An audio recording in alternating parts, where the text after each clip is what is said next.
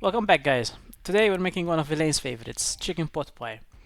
So we're starting with peeling and dicing some onions, carrots and celery. Next, pat dry the chicken breast and generously season with salt and pepper from both sides. Heat up oil in a skillet and brown the chicken on both sides until almost cooked through. Don't leave it in the skillet too long, even if it's not fully cooked through.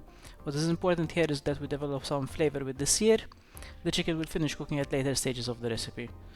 Remove from the skillet and set aside for now.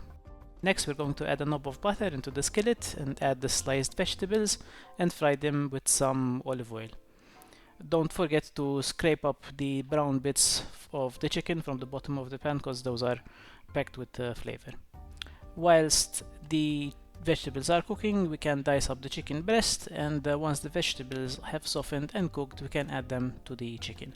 Next, we are making a bechamel sauce, starting with melting some butter. Then, bit by bit, we add flour and whisk until we get a wet sand-like texture.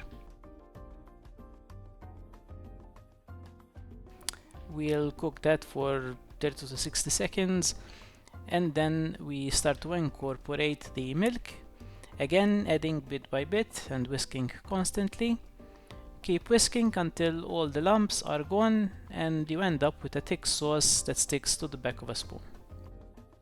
Next, we are going to prepare some chicken stock and add it to the bechamel.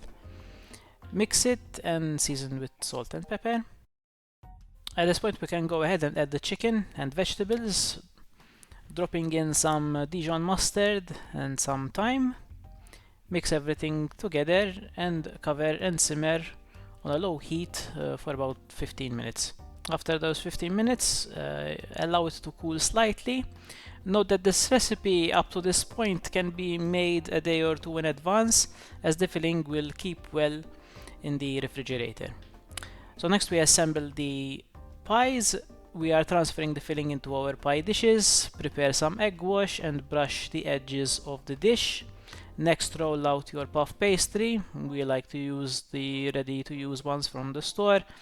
Cut a piece that will comfortably cover the top of your pie. Place it on top of the filling and trim off the edges. Feel free to get creative if you have some leftover dough, but don't forget to poke a couple of holes in the dough with a fork. Brush the top with the egg wash and transfer to the oven 180 degrees for 30 to 35 minutes or until the dough is nice and golden brown. And that's it. Dig in and enjoy. Thanks for watching, and don't forget to subscribe to our channel, and see you in the next one.